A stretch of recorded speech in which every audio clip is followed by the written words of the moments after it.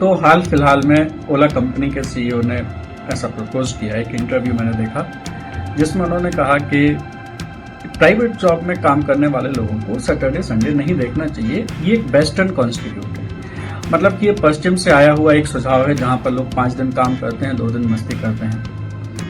मैं उनकी बात से पूरा 70% सहमत हूँ। अभी 100% सहमत इसलिए नहीं हूँ क्योंकि कुछ दिन पहले मोदी जी ने कहा था कि एक व्यक्ति को प्राइवेट जॉब में एक हफ्ते में, जवान लोगों को एक हफ्ते में 70 घंटे काम करना चाहिए, जबकि एक हफ्ते में घंटे होते हैं 168, है ना। तो जिस दिन ये नंबर का सजेशन का बढ़ता जाएगा कि नहीं आप 70 घंटे काम मत करिए, आप 100 घंटे करिए, 120 घंटे करिए, तब तक उसी हिसाब से मेरा इस पर जो विश्वास है वो भी उसी रेशियो में बढ़ता जाएगा। पर हाल फिलहाल मेरा जो विश्वास है वो केवल 70% है। ये बात सुनते ही तमाम लोग उनके ऊपर चढ़ बैठे कि भाई ये गलत है, एक्सेसिव है, आप लोगों की भावनाओं का ध्यान नहीं रख रहे हैं या फायदा उठा रहे हैं, व्हाट्सएवर, है ना, मजाक उड़ा रहे हैं। पर कभी किसी ने इसके फायदे सोचे नहीं। मैं आपको बताता हूँ, आदमी सैटरडे संडे छुट्टी चाहता है अपने परिवार के साथ में समय बिताने के लिए। अगर आपके पास में सैटरडे संडे ही नहीं है तो परिवार की भी कोई आवश्यकता नहीं है, ना आपको शादी करने की आवश्यकता है, ना बच्चे पैदा करने की आवश्यकता है। समझे आप? तो आप इमेजिन करिए, देश में लाखों करोड़ों लोग हैं जो प्राइवेट नौकरी करते हैं। अगर इनको परिवार की इच्छा समाप्त हो जाए, इनको शादी करने का मन ना करे, इनको परिवार आगे बढ़ाने का मन ना करे, बच्चे पैदा करने का मन ना करे, जब ऐसे लाखों करोड़ों लोग परिवार को आगे नहीं बढ़ाएंगे तो हमारे देश की जो पॉपुलेशन की प्रॉब्लम है उसको किस हद तक कंट्रोल किया जा सकता है बिना किसी गवर्नमेंट की हेल्प के? जी हाँ। दूसरा पॉइंट समझिए, आप आसपास चारों तरफ सोसाइटी में देखिए, लोगों के बीच में झगड़े होते हैं। झगड़े इसलिए होते हैं क्योंकि वो आपस में बातें करते हैं, है ना। पर सपोज करिए आदमी के ऊपर इतना ज्यादा काम है, उसकी हैसियत से ज्यादा, उसकी औकात से ज्यादा उसको काम दे दिया जाए और उसको उतना समय ही ना मिले कि वो दाएं बाएं देख सके कौन क्या कर रहा है, कौन क्या बोल रहा है। तो आपको लगता है कि अगर दो लोग आपस में इंटरेक्ट ही नहीं करेंगे, एक दूसरे के साथ में कोई सोशल रिलेशन ही नहीं बनाएंगे, किसी भी तरह से एक दूसरे के ऊपर ध्यान ही नहीं देंगे, तो क्या उनके बीच में झगड़ा होगा?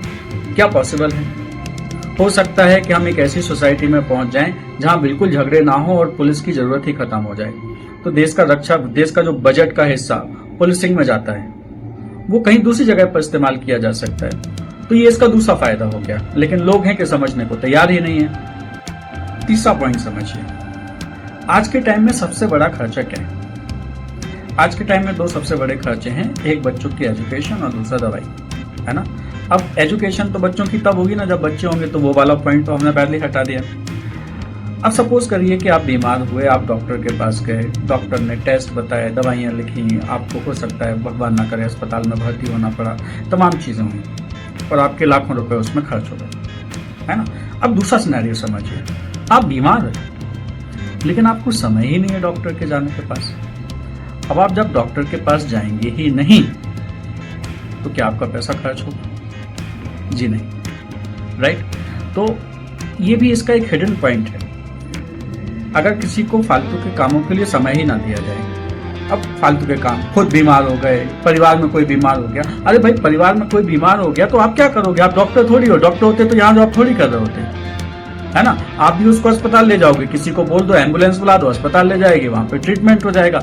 आप अपने काम पे फोकस करिए जो कि सबसे ज्यादा जरूरी काम है। और एक बहुत ही सीरियस मैटर जिसको कितनी आसानी से सुलझाया जा सकता है। आपने देखा होगा कि कैसे जब हमसे बुजुर्ग जो लोग हैं, उम्र उनकी बढ़ती है तो उनके हाथ पांव काम करना बंद कर देते हैं, वो हर चीज़ के लिए दूसरों पर डिपेंडेंट होते हैं और दूसरों के ऊपर मतलब अपने बच्चों के ऊपर डिपेंडेंट होते हैं, है ना। पर और इसी की वजह से उनके हाथ पांव काम करना बंद कर देते हैं क्योंकि वो दूसरों के ऊपर डिपेंडेंट है। अब सोचिए अगर किसी के माँ बाप को ये रियलाइज हो जाए कि बच्चा इतना काम करता है उनका कि उनके माँ बाप के लिए समय नहीं निकाल सकता, और ये बात जब उनको समझ में आ जाएगी तो धीरे धीरे वो अपने सारे काम खुद ही करने लगेंगे। तो हाथ पैरों का मूवमेंट बना रहेगा, और हाथ पैरों का मूवमेंट बना रहेगा तो ऑब्वियसली जो उनकी सेहत से जुड़ी हुई समस्याएं हैं वो भी सॉल्व हो जाएंगी। तो ऐसी बहुत सी समस्याएं हैं जिनके बारे में मैं सोच सकता हूँ, मैं बता सकता हूँ, और जिनको हम पूरी तरह से सॉल्व कर सकते हैं अगर हम उस समस्या के बारे में सोचेंगे। और सोचें इसलिए नहीं क्योंकि उतना समय ही नहीं है कि हम उस समस्या के बारे में सोच सकें। तो आई थिंक ये जो स्टेटमेंट था वो एक बहुत ही पॉजिटिव माइंडसेट के साथ में दिया हुआ था, और मुझे विश्वास है ये उन्हीं लोगों ने इसका अपोज किया होगा जिनको हफ्ते में 5 दिन 6 दिन काम करना पसंद है, परिवार के साथ में समय बिताना पसंद है, अपने माँ बाप की सेवा करना पसंद है। और जो लोग ऐसा सोचते हैं वो निहायत दर्जे के खुदगर्ज लोग हैं, जो अपने परिवार के बारे में, अपने माँ बाप के बारे में, अपने सगे संबंधियों के बारे में सोचते हैं। राह चलते किसी की भी मदद कर दी, उसमें भी समय बर्बाद कर दिया, है ना। कभी कोई सोशल सर्विस करने चले गए। ऐसे लोगों की कोई ज़रूरत नहीं है हमें चाहिए ऐसे लोग जो अपनी कंपनी के लिए इतना काम करें कि उस कंपनी की दोगुनी चौगुनी रफ्तार। आज किसी का बजट 500 करोड़ रुपए है तो अगले साल वो 1000 करोड़ हो जाए, उसके अगले साल 4000 करोड़ हो जाए। जब आप अपनी इतनी मेहनत करेंगे और इतनी ग्रोथ अपनी कंपनी को दिलाएंगे, तभी तो आप एक्सपेक्ट कर सकते हैं कि आपको साल में 4-5% का इंक्रीमेंट मिलेगा। सोचिए, अगर आप हफ्ते में केवल 5 या 6 दिन काम कर रहे हैं, आप केवल 40-50 घंटे काम कर रहे हैं, तो आप खुद अपने आप से सवाल पूछिए, क्या आप किसी भी तरह से कोई प्रमोशन, किसी इंक्रीमेंट के, किसी बोनस के हकदार हैं क्या? अपने गिरेबान में झांकिए। उन सीईओ साहब के ऊपर उंगली उठाने से कोई मतलब नहीं है। और मेरा एक सजेशन ये है कि हमें सारे वेस्टर्न कॉन्स्टिट्यूट यहाँ पे नहीं फॉलो करना चाहिए, जैसे उसमें से एक कॉन्सेप्ट सैलरी का भी होता है। तो अगर सैलरी बंद करके उसकी जगह शाम के टाइम बस जैसे पुराने ज़माने में होता था कि खाना खिला दिया, बस वही सैलरी है, अगर वो भी कर दिया जाए तो